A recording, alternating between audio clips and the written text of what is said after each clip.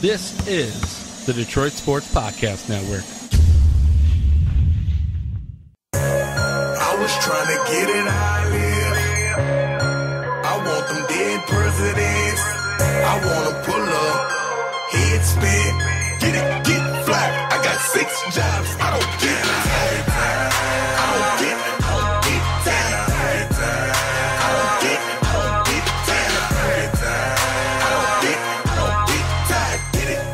And we are still not tired on Two Bad Hombres. I am your host, Vito Jerome Shurko, alongside my usual sidekick and partner in crime, that is the Doc from Doc and Jock.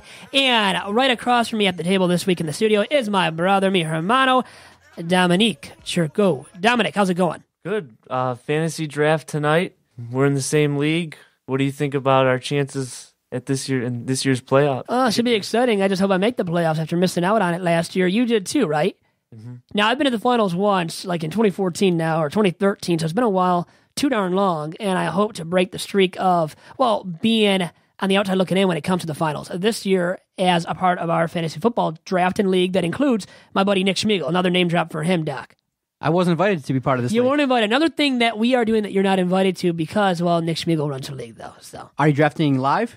Live at Buffalo Wild Wings. On 15 in Utica? The Buffalo Wild Wings are 15 in Utica. Right by that sinkhole, a lovely sinkhole with that lovely stench that we get to smell, right? Just a few, I don't know how far over. But anyways, yeah, the draft will be happening there. It is happening live Tuesday night of this past, happened live Tuesday night of this past week. And we've done it there before. We've done these live drafts. We used to do it online, but a long time ago. And a lot of my buddies from college at Detroit Mercy are a part of this league too, along with Nick's uncle and his cousin. Now, do you guys introduce new rules or bring up stuff that's related to the league at this draft? We do. We have rules that go up for voting. We vote on some rules here and there to make amendments to the league, protocol and rules. Can I propose one? I think yes, what do you have for us? Every league should have this where the last place finishing team needs to wear a dress to next year's draft. Ooh. Or to dress, embarrassingly, or to hold a sign that says, I'm a fantasy football loser. Something of an embarrassing nature. Because you know what happens? In a lot of leagues, I notice, is that once a team starts to stink, like you go 3-5, 3-6, and your team is garbage, your team starts to, have a bunch of injuries, then people just stop setting lineups. They stop caring. And there is now competition in terms of season-long fantasy football. These one-day fantasy leagues have taken a lot of people in that I've never seen so much turnover in terms of leagues. I'm in 2 leagues, and this year alone, each league had 2 or 3 new teams.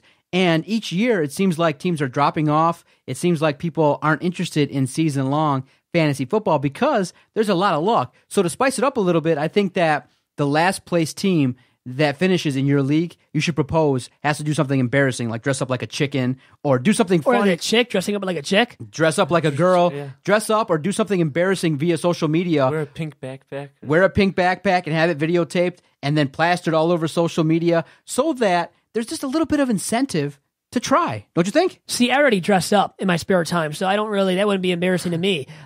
Just joking about that. But yeah, doing something to spice it up a little bit. I guess that's the word to use, or the adjective is. Oh, you're gay. Yeah, well, Howard. I gotta figure that out still. But yeah, dressing up like a chicken or something would be really interesting. It would probably make the person that's in last place, close to last place, try to compete to get out of last place too on a yearly basis in our league. Where we have some rules that have been good, that have been added.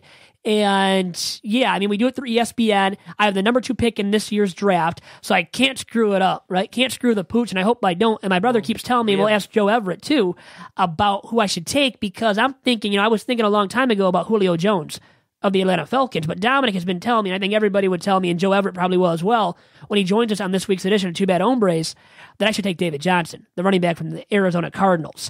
And it's just, for me, he's like the calming guy. Everybody's taking him. He's trendy, but I want something more sexy, even sexier than David Johnson. And that guy to me is Julio Jones. And that's like the outsider perspective, trying to break the mold a little bit, because I know it should be David Johnson I take. If David Johnson doesn't go number 1, which he very well might go with the number 1 overall pick in our league this year, Dominic, too. Yeah, and we've been negotiating a trade all day. Yes, we have been actively negotiating a deal, and will it ever happen? Dominic, he's very stingy when it comes to this deal and what he wants in this deal, and I guess you have the right to be that way. And It involves Rob Gronkowski, a guy that you kept as part of your one keeper that we get per team in this league that we're in, Dominic and I. And he used a second rounder on him last year, which means he won't have a second rounder in this year's draft because of keeping Rob Gronkowski, a guy who's constantly injured. And that's what scares me off from doing the deal a little bit. But right now, the deal on the table is me trading my number 2 overall pick to Dom for his number 4, Gronkowski, and a 2018 third-round pick. And Dominic, along with that number 2 overall selection he's getting from me, he would also get, my second-round pick based on this keeper rule in which he has given up his second-rounder in order to keep Rob Gronkowski. So Gronkowski, the centerpiece of the deal. I guess the question is, to the masses and to Joe Everett, it will be, is Gronkowski worth it to give up this kind of a package from my end? And I know, Dominic, you think he is. Well, because of the keeper in our draft, he would be taken in the second round, probably late second round or early third round. So where you're going to get him, you're going to get the best tight end on the board, better than probably some wide receiver that you're thinking of taking. I mean, he's a top tier. He's one of the top tiers of the draft. So, and based on the keeper and everything, I think Gronkowski for you at that spot. You're still going to get my first round pick. And you're going to get Rob Gronkowski. I mean, Gronk. It's the Gronk. Who doesn't love the Gronk? I've never had the sexy man known as a Gronk who loves to party and loves to perform and get it done on and off the football field, and get it done typically in a big way on the field. And to make him worth my while for wasting a second-round pick on him, which I think I will be doing. I think there is a considerable drop-off between him and like a Travis Kelce, who's a number 2 tight end, I think. And we'll ask Joe Everett about that, how he values Gronkowski, and who should be number 2 on the depth chart when it comes to tight ends 2 in fantasy football. And we'll get him on here on Two Bad Hombres after this quick commercial break. Vito, this episode of Two Bad Hombres is brought to you by Score, a new mobile app coming to you very soon. Score is an interactive game that lets users win deals at bars and restaurants based on what's going on in live sporting events. Find new places to watch the game and save money on your bill at the same time by taking advantage of Score's unique interactive specials that give you an additional stake in the action. A Score special can be anything a location wants it to be, from 10% off an item if a team scores a touchdown to a free round of drinks if the quarterback throws for 400 yards. Any stat can be turned into a game. Pick the deals you want to win, watch the games you want to watch, and score deals in real time. The app will update when your teams or players record a relevant stat. When the conditions of your deals are met, coupons are sent to your device to show to your server or bartender. It's that easy. Score is coming to the App Store and Google Play very soon. For more information, check them out on the web at score-app.io. That's score-app.io. And follow them on Twitter and Instagram at Score Deals. Score. Watch games, score deals. Yeah. We coming now. Come on.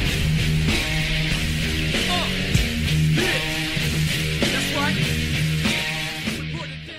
And it's time for some fresh feedback with Joe Everett, NFL Draft Bible, college football scouting director, a man that used to be on my Blog Talk radio show quite often. And it's been way too long, Joe. How are you doing?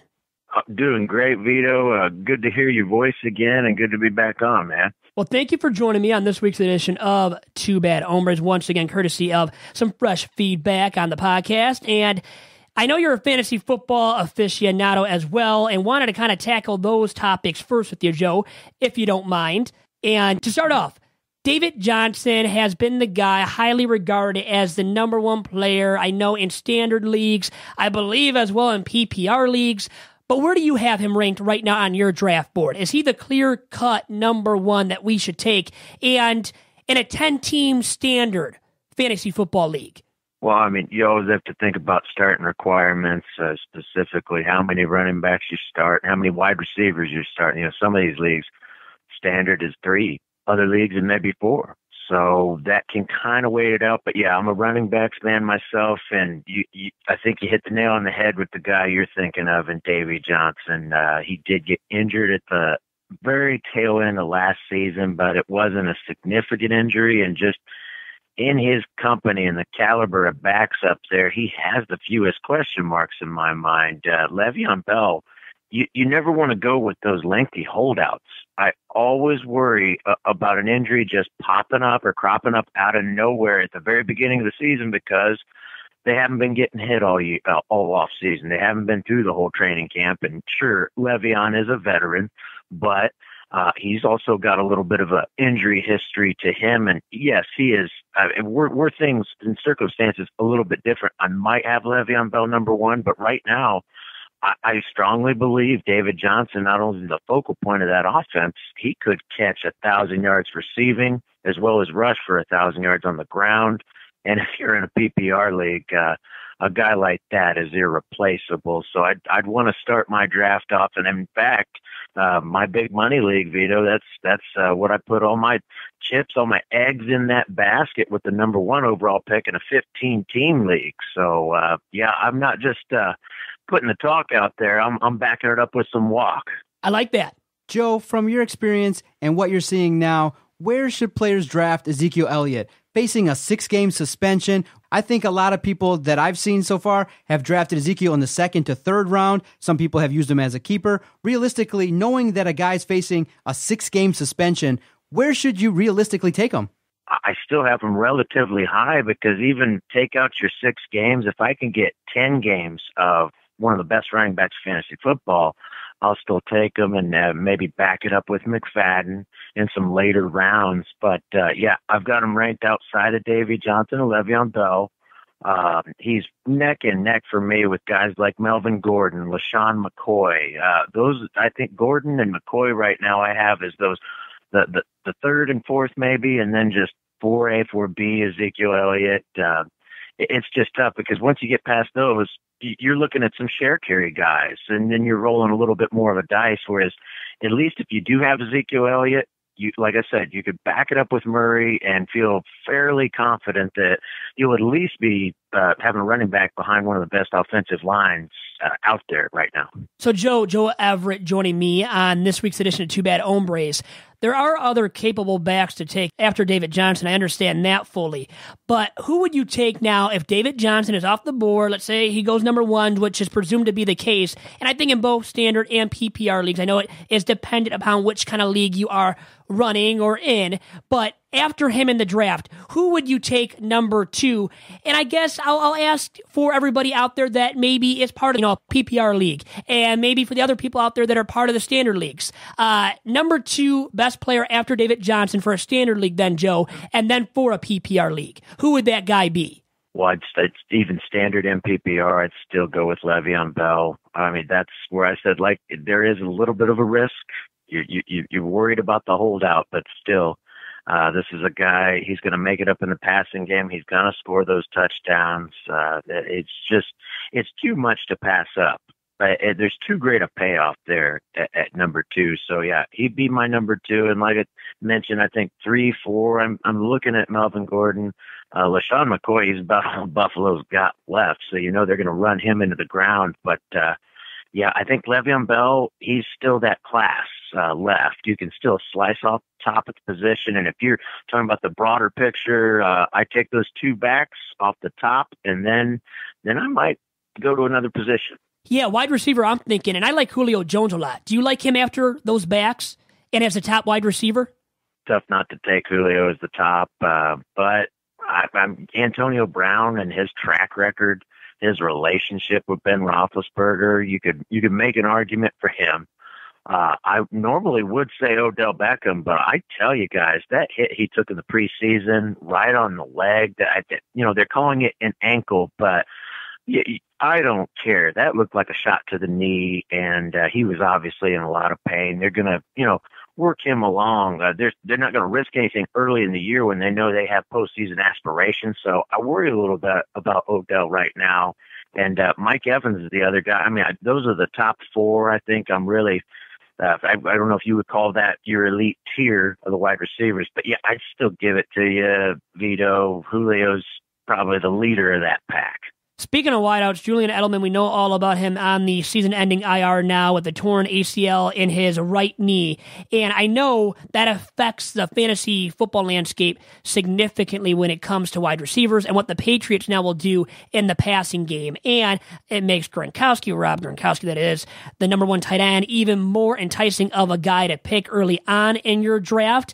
But you are on to answer that very question now from me, and it's about how does that injury to Edelman, affect the fantasy football landscape and the Patriots as well, specifically when it comes to their fantasy football options? Well, they're going to be just fine football-wise, but that's the only difference in their record. They won't go a perfect 19-0 on their way to the Super Bowl. I really think this is still a great team. This wide receiver core is going to be okay. What they'll miss, like I said, real life football, the example he provides, the tone he sets. Edelman's a try hard, every single rep kind of guy, and that rubs off on the rest of your wide receiver core, the rest of the locker room. People just have to buy in when you've got someone that is all go all the time. So sure, the tone in the locker room, it might be dialed down a peg, but this offense, they're still good up front.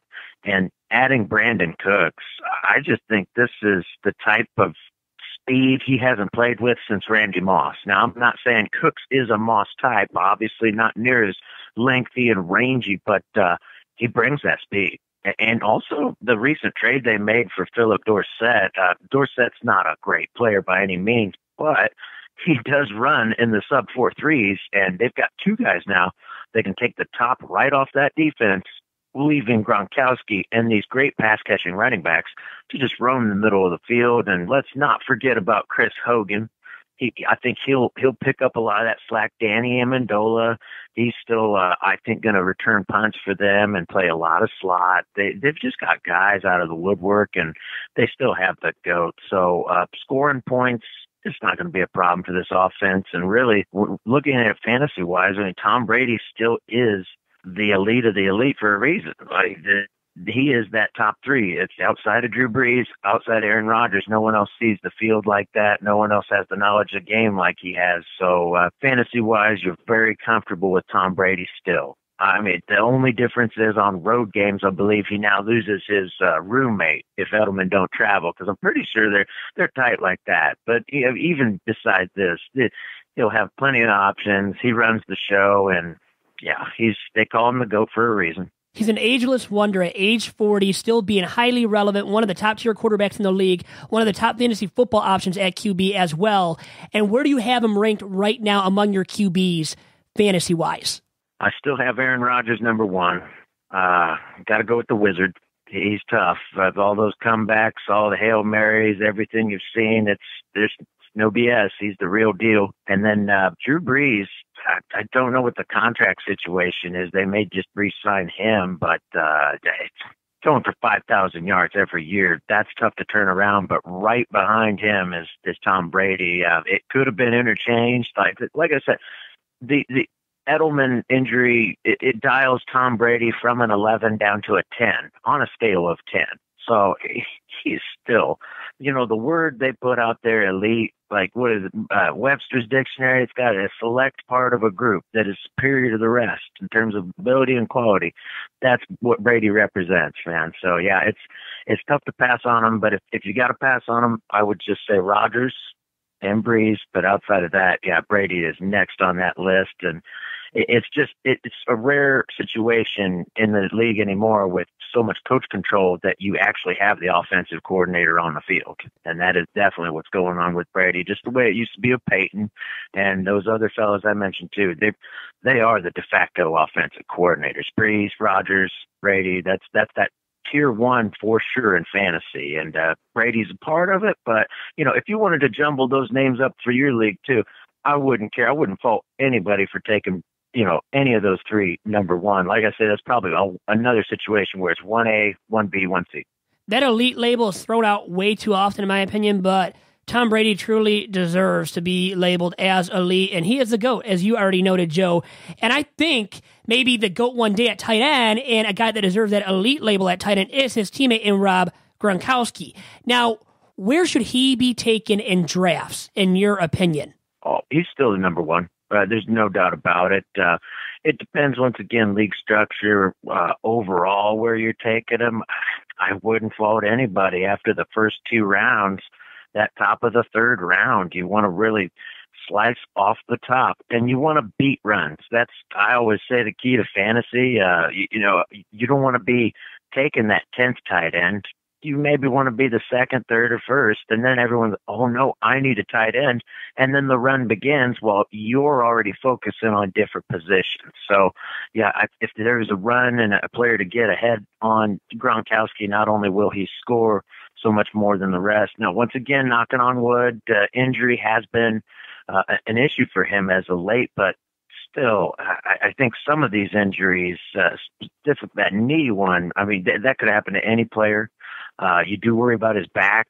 That was the issue at Arizona, and the reason he slipped to the 2nd round in the draft. It was a degenerative condition. So that's the only rub, and that's the only reason you wouldn't take Gronkowski higher, I think, is because there's still the worry of a full 16-game slate. And just as I mentioned previously in the episode, this is a player playing for a team that is focused on the postseason. There is no tomorrow for Tom Brady and the Patriots. It's today. So they're definitely worried about the Super Bowl and what happens in January as opposed to, the regular season. So that's another knock, I would say, on Rob Gronkowski. But still, compared to the rest of those tight ends, there is such a potential drop-off in scoring that you've just got to look at Gronk first, and you got to roll the dice. I mean, that's what fantasy is about. You're not just getting base hits. You're swinging for the fences. I mean, that's the only way to win.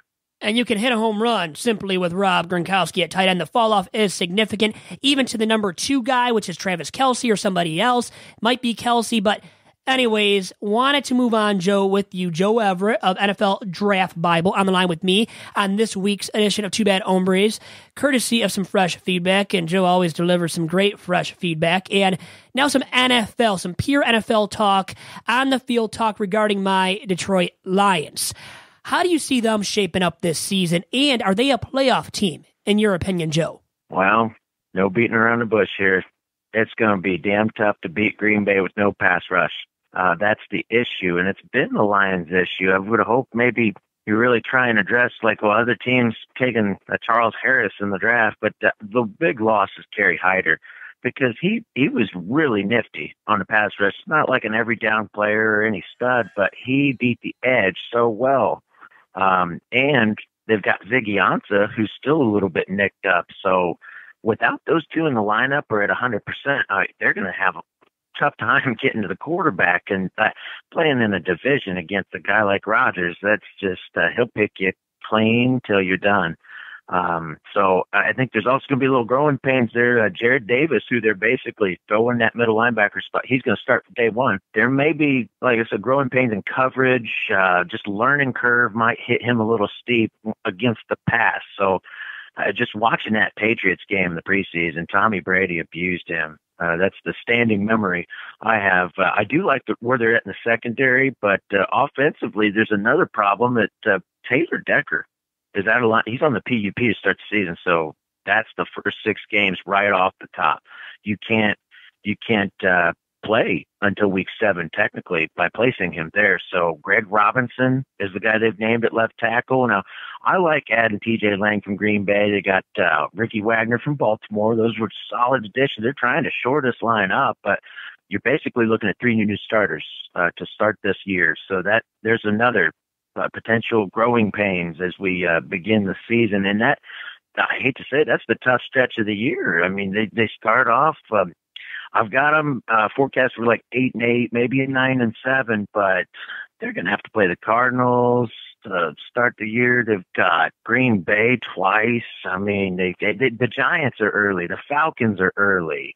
They've got Pittsburgh in the first 8. So if there is a tough start, don't be surprised for the Lions fans out there, but they do have a pretty gracious second half of the season. And yeah, I mean, it's so difficult if you don't win your division, to get into the postseason. And I just can't see them beating out Green Bay for the rights to the NFC North. It's just is asking too much for this group right now. But if they find their way claw and just fight to a 9-7 season, they might be in that wild card conversation. But even that, that's going to be tough. You've got whoever wins the loser of the division from between the Giants, the Cowboys.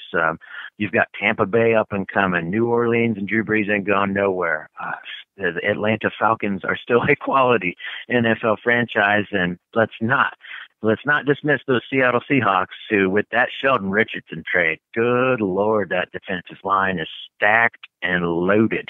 It's scary who's going to block all those Seattle Seahawks up front in that front seven. So, the NFC is just really, I think overall, if I could make a broad picture, that's the conference is just getting stronger and more difficult to get into the postseason, much less get out to the other end and fight for a Super Bowl. So it's the Lions have a tough task on their hands. An uphill battle, to say the least. And best case scenario right now, I think I'm with you, Joe.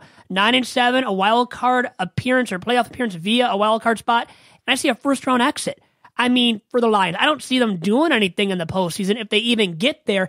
And I think a big key, an indicator of whether or not they'll be a good quality squad this year is how adequately they can keep Matt Stafford protected and upright for a full season, as he's their franchise centerpiece. And now the Lions have devoted all that money to him with that new contract extension. And my last question to leave you with, Joe, is about that very contract extension. And do you believe that Stafford warranted all that money? I know a lot of people probably would like to criticize this being the highest paid QB with the recent deal. And what is it? I think $50 million guarantee, or the $50 million signing bonus is what I read. So, this is the price of doing business in the NFL is what I'm chalking this up to. It's the cost of having a capable quarterback, and the teams will pay it because I'm not going to sit here and say, no, Matt Stafford is not the best quarterback in the league, but consider the alternative first. Who are you going to get past Stafford? And if you make Stafford available to the league, I'm saying 20 teams line up, at least 20, and he won't be jobless for long. And what's most important, you're looking at a guy who's really become a leader in a big way, and that is so just paramount to this situation. I still believe he's a rare arm talent, but he's got mobility, and when he gets on the run, I don't know anyone who snaps it that quick. He really whizzes it out there. I love his arm, but it's just, the early injury issues, what a lot of people remember. It's, where have the playoff wins been? That's true. I can't fight it, but we're talking about one tough SOB that he plays through a lot of pain. And that's just an arm you don't find. And I will also have to say he won't be the highest paid player in the league for long. It's a quarterback league. Jameis Winston, Marcus Mariota, those two from the same draft class, more than likely they're going to get new deals before they even reach their fifth-year option. So it's the same thing that happened with Derek Carr. He's just starting his fourth year right now. They didn't even let him play through the length of his first contract. They already re-signed him. So I would say wait a year. We'll see guys like Winston, Mariota, and the draft classes that continue. Heck, even Carson Wentz one day could be making a ton of money, and I'll bet you there'll be a lot of people scratching their heads then. So it's this inflation and this billionaire club that we call the NFL. It's a quarterback-driven league, my friend. There's no alternative out there, in my opinion, of Matt Stafford, and there's no true alternative when it comes to fantasy football insight to Joe Everett. And Joe, it was great having you on. Always a pleasure. It's been way too long, and we'll do this again in the very near future. You have a good one. All right, Vito. Great talking to you, man. We'll keep in touch. And that was Mr. Joe Everett of NFL Draft Bible. Also to credit him for all his fantasy football insight that he has, man, up in that cranium. He has so much knowledge packed up there. He also, by the way, is an IDP statistician for Fantistics. So Fantistics IDP, individual defensive player, that is, statistician. So he knows his NFL and his fantasy football like the back of his hand, and almost better than anyone else out there because he has so much darn knowledge down. Yeah, and he just off the top of his head, he got the number right. Stafford's signing bonus, $50 million. That was impressive. He made really good points. I think he just helped distinguish who is the top of the class at quarterback and tight end, and it'll go a long way and help just by listening to him now. Help during tonight's draft. Yeah, absolutely, Dom. And he said David Johnson, clear-cut number one, the guy you should take standard and PPR leagues. I know he does get some receptions out of the backfield. Like, I don't know enough to really break it down, but I know he does do that adequately enough as a pass catcher, too. Yeah, they said he's one of the candidates for 1,000 rushing yards and 1,000 receiving yards. And with Carson Palmer, dropping back, the best thing you could do to a less than capable mobile quarterback is to, get the ball out quickly. And I think they'll do more of that. The past couple drafts, J.J. Nelson, more of a deep threat out of UAB. But, I think they'll try to get the ball out more. And David Johnson's the perfect antidote for a quarterback that is less mobile. And Carson Palmer can't move to save his life. And he is so injury prone. He's at retirement age. He should be retired, I think. And that's what scares me a little bit from David Johnson. It'll be interesting to see who will play like the Z and Y in that offense. Obviously, they've had changes there too in the personnel. But, I think there's really, in that offense, and that they're going to be on the field a lot because that defense is going to force a lot of turnovers. That might be, you have Tyrann Mathieu coming back now. They'll be on the field a lot. Carson's going to have big numbers against bad defenses. So David Johnson's a clear-cut guy. And like you said, there's a big if. Le'Veon Bell, there's a red flag there. Because of holding out, right? He hasn't been holding out. And, AB, Antonio Brown's there. The volume, we'll see the volume he'll get. But when you have another star-studded guy, it's more difficult. And I think you're going to see 1,000-plus rushing yards at least, close to 1,000 receiving for David Johnson. But Le'Veon Bell is the best of the rest. Now, Joe Everett clearly said that many times, really, even though also warning us that there is that factor where because he hasn't played, he's held out, that he could get hurt very easily with all the necessary practice and just reps right before the season gets going.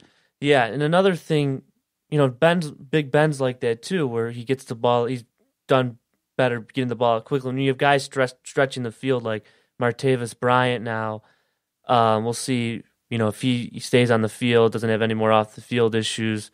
You had a guy like Marcus Wheaton last year come out of the woods a little bit. And, they're going to be, the Steelers are going to be a team where they're a fantasy-friendly team. So you can't really go wrong with the Steelers and Le'Veon Bell. So, yeah, those two I would say are probably neck and neck, 1 and 2, maybe 1A, 1B. So when it comes to fantasy football weapons, Doc knows this too, and we'll let him talk probably in a little bit. Want to get his thoughts because he has 2 fantasy football leagues that he's in. Now, wide receivers, number 1 wide receiver.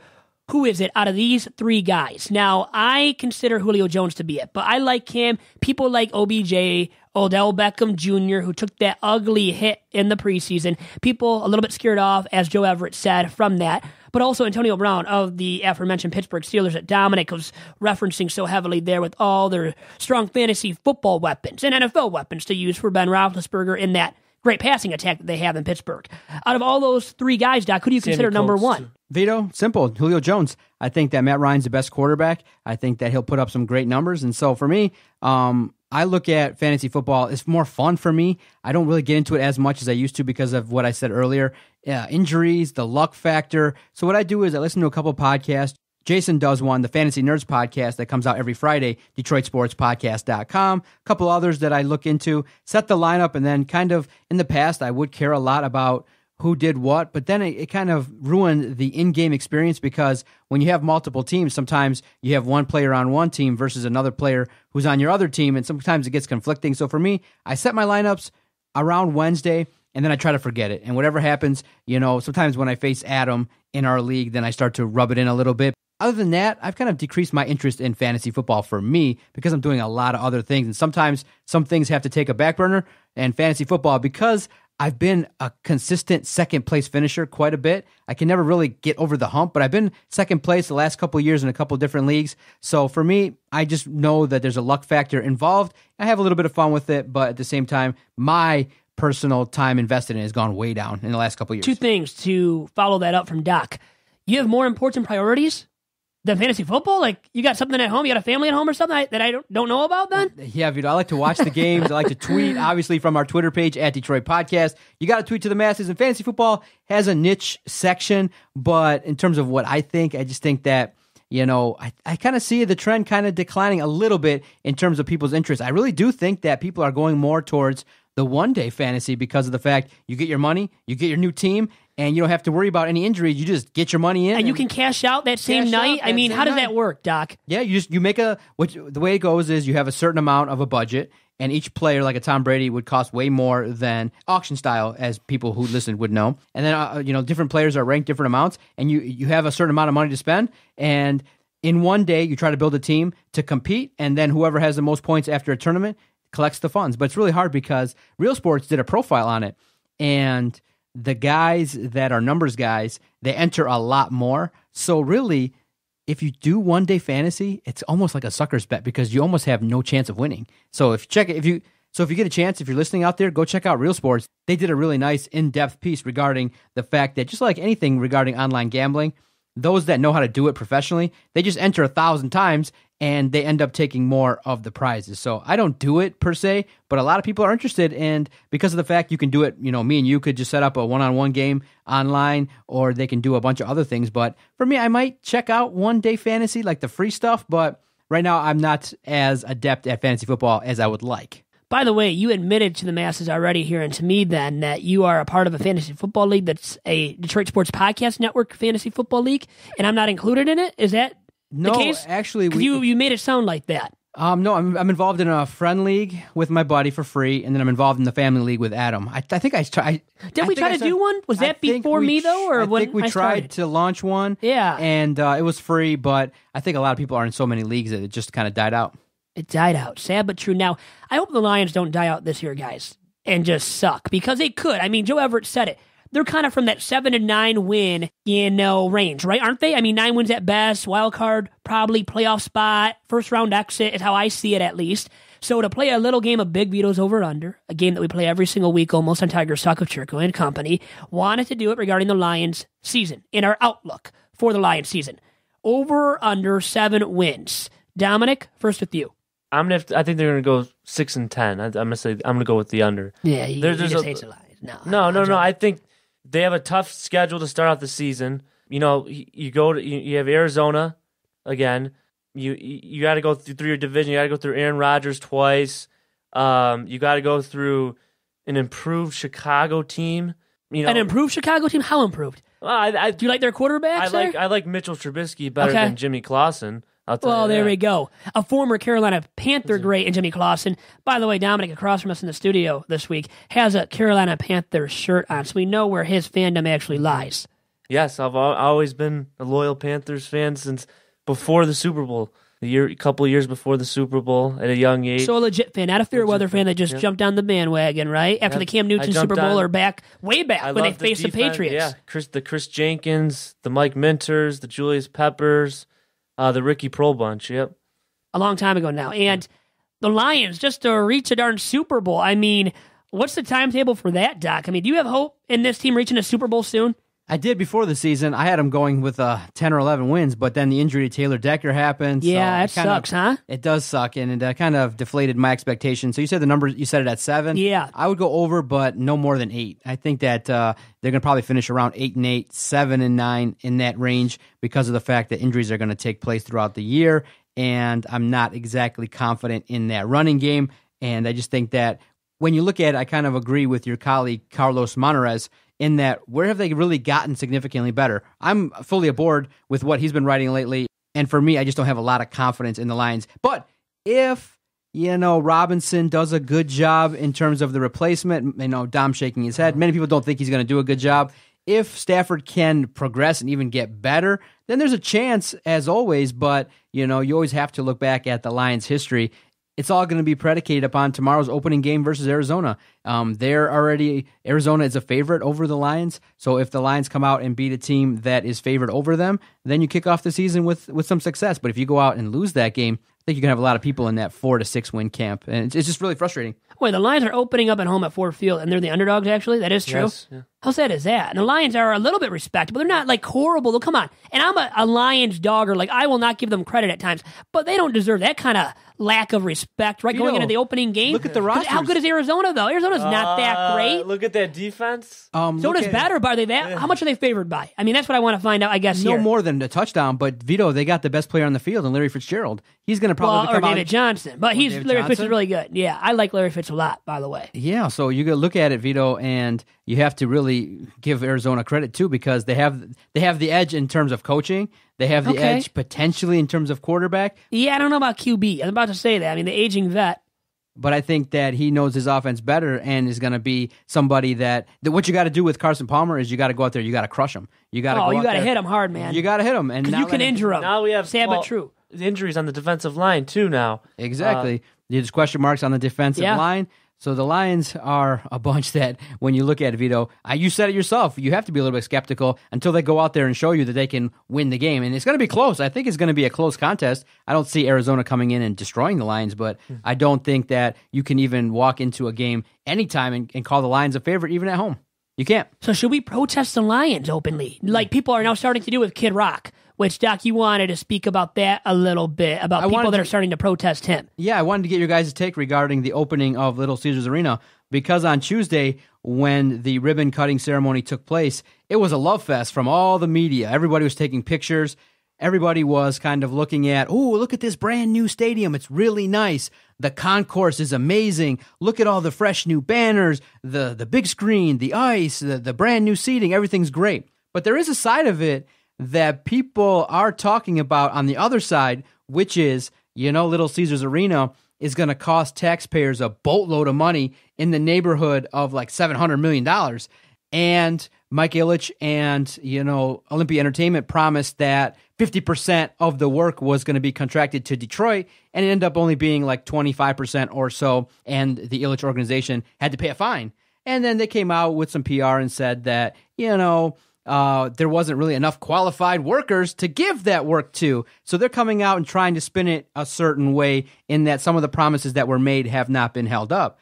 Now, the biggest point of contention is Kid Rock, a polarizing figure. And so they've slated him to open up Little Caesars Arena with 6 concerts. People are upset about that. But more importantly, people are really upset and focused on the fact that the Ilitch organization let Kid Rock have a restaurant inside of Little Caesars Arena.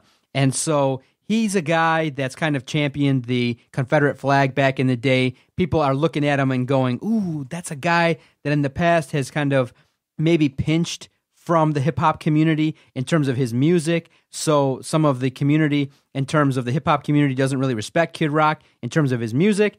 And so a certain subset of the population is upset that Kid Rock is being championed by the Ilitch organization, and they might protest. And for me, I would not protest Kid Rock. If you don't want to support him, don't go to the restaurant. Don't pay for tickets for the concert. You can't, in some sense, prevent a guy that's going to sell tickets from doing his craft. Unfortunately, Kid Rock's popular. They wouldn't have hired him to do 6 different concerts if the man wasn't going to sell tickets. And unfortunately, I know people want the Ilitch organization to be this, social organization, and they really champion race causes and all that. But in the end, guys, I think you're smart enough to realize if Vito was able to sell out 7 concerts, knowing what he's talked about on the air, they'd hire him. So people just have to realize, I know that everybody wants everybody to be a social justice warrior and make everybody happy and do things like that. But at the end of the day, it's a business, and Kid Rock sells. And they wouldn't have him have a restaurant inside their facility if they didn't think that they would make money. And so when you realize that, you can go out there and protest, but if you really want to hurt him, just don't support his brand. 2 things I agree with you full-heartedly, and also don't vote for him if he runs for senator, as Robert James Ritchie, his birth name. So he's Kid Rock, but this would be his name that would appear right on the ballot if he were to run for senator. Who knows if that will happen, but that's how you protest him. You don't vote for him, because he has a right to do what he does, even with the Confederate flag, which I think is so stupid. I don't get why he ever did it, because he's from Romeo, Michigan. It's repugnant, really. I don't get it. He's not from the Deep South. But, so why did he ever have the views and this belief or this love, this affection, right? This strong affection for the Confederate flag? Where did that stem from for Kid Rock, being born in Romeo, Michigan? I mean, is that like a Confederate area now? I don't know. A Or lot was of it when he grew up? I don't get it. A lot of that is masked by people that are for limited government. Now, I think being for limited government should be separated from holding repugnant views, and really maybe not understanding the symbolism behind that flag. I mean, if you go, people try to revise history all the time, and it's really a gateway for radical groups, on both sides of the political aisle. On the right side, you have the alt-right.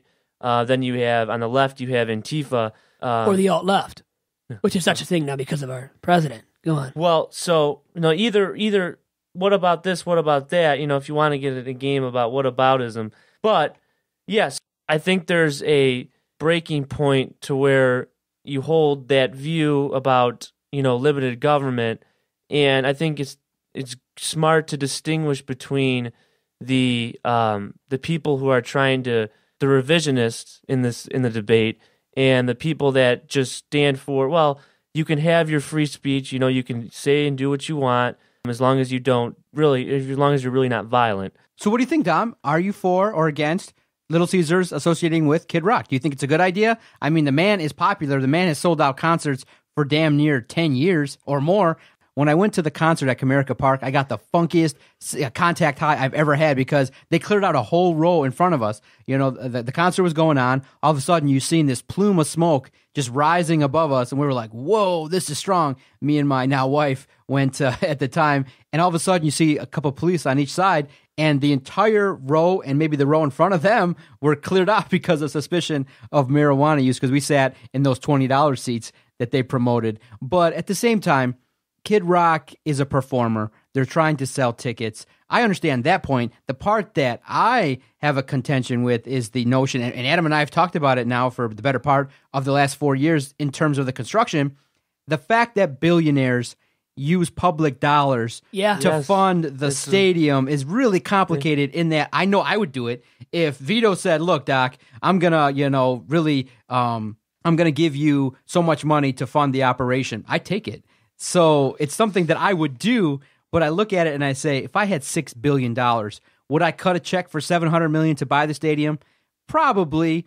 Or probably not. I mean, right? Because these owners don't operate with the same mindset as you and I, as a normal layperson that doesn't have billions of dollars or anywhere close to billions of dollars. When you recognize it, it's an investment. I would pay the $700 million knowing that I'm going to get $5 billion Great back. return on your investment, right? Yeah, it's going to be amazing. You avoid all this nonsense, all this talk about why are you using public dollars, especially in the city of Detroit. I mean, I understand why they do it because obviously I try to penny pinch Vito every single week. No, absolutely. I understand why they do it, so I don't have vitriol towards them, but it just stinks in that Detroit really, and the taxpayers, they really shouldn't have to float the bill for a brand new stadium with all the lavishes and things like that when the owners are billionaires. They should take care of it and not really rely on public dollars. That's my personal opinion. I'm not a fan of it, and I really do think that the Ilitches have kind of taken advantage of a system, and so has Tom Goris and Dan Gilbert. They've taken advantage of a system in terms of using their wealth to buy property at a much lower rate than others might have a chance to.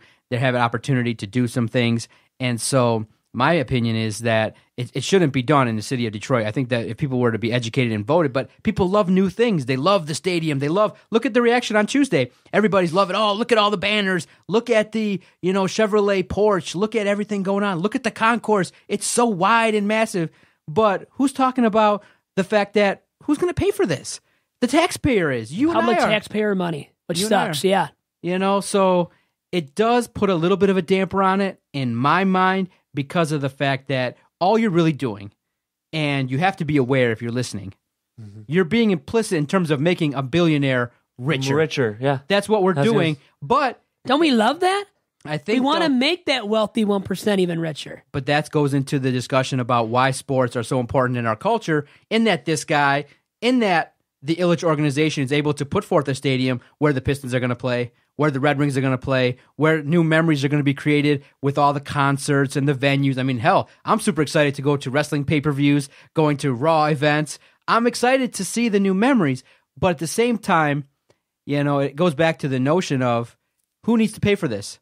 Should we pay for it? when we're all struggling and working hard day to day, or should a billionaire pay for it when he has the money? It's not going to really dent his bottom line.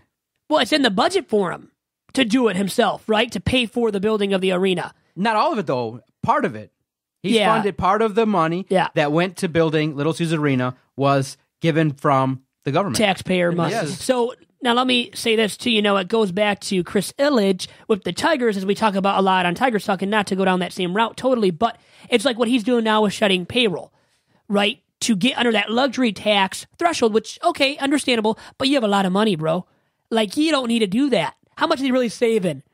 Right? I mean, he's saving money, but does he need to do it? It's in his budget. What his dad was doing, it's in Chris Ilitch's budget, too. If he really wanted to win, and all these owners, they really want to win, which I think I would, and I know it's hard to say when you're the owner, but I think if I was the owner of a ball club, of any team, especially the Tigers, I'd be spending money. Well, unless Because you can make a profit. More people show up. Don't you make money off of that? But Vito, You make money off of the people showing up, which You gotta those people look. aren't going to show up now at Comerica. unfortunately, they do release, Vito, in terms of your argument, the bottom line. The Detroit Tigers have lost money the Lose last 3 or 4 money. years. And they have. I know that's why he's trying to get under the right, or out of that that negative, the debt. It's not good. the more Yeah. you spend, the more debt you accumulate. Yeah, I mean, I know he's in debt, or the team was, so trying to save some bucks now. He's trying to turn a profit. He Yeah.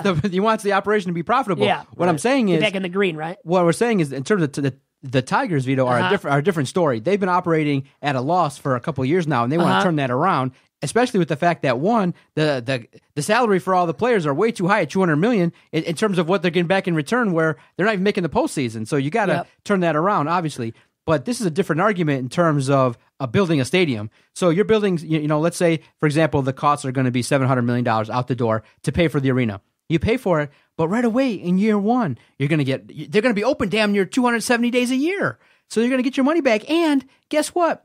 You think that Tom Gores is just going to walk into Little Caesars Arena rent-free? No, he's going to pay something into it in return. It's what's called an investment. He's going to invest his money. Platinum Equity Group is going to invest so that they can get some of the returns back. So in the end, not only do you have one billionaire coming in and taking some money, you got another who's going to benefit by bringing his Pistons down. And so why do you think? That's why he's doing it, right? Why do you think he rushed down there so fast? Yeah. He wanted to get a piece of the action. Yeah. And then look, people voted okay for the Pistons to get $30 million in public funds to move from Auburn Hills to Detroit. We been felt bad for them, All right. So, but Vito, I'm going to ask you straight up. You're a billionaire. You have an opportunity to build a new stadium. You recognize the bill is $700 million. You pay $350, and the taxpayers pay $350. Wouldn't you do it? Well, and I gave them that much, the owners, that if I was them, it's different to be in their big shoes with all that money that they have and that opportunity to get some taxpayer money to cover the fees for this or that. So I agree that there is that mentality The and part that that's mindset. frustrating is, what would have happened if the city said, no, you got to pay for it all. We're not giving you a penny. Do it. Good luck to you.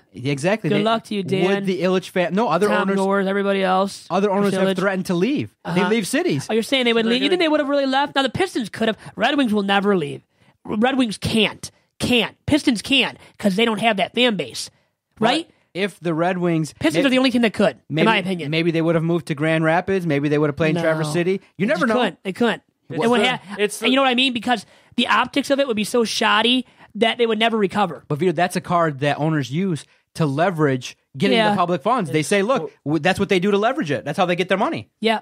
Okay, Dan, what do you think? Would the Wings really move? Would a team like that has that big of a fan base, even the Tigers, even the Lions, those teams would never move. Now, I'll give Doc this, and I agree where he's coming from. I know what his mindset is here, is that some owners will use that as leverage, right? They'll say they'll move their teams to somewhere else. If you don't give me the funds, right, to cover a new stadium, a new arena, we're moving out of town.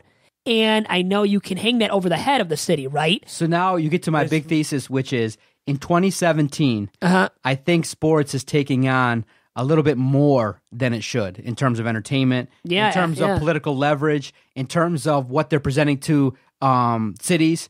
I think what owners are doing, and it's a facade, which is selling cities the notion of, look, we're going to build districts.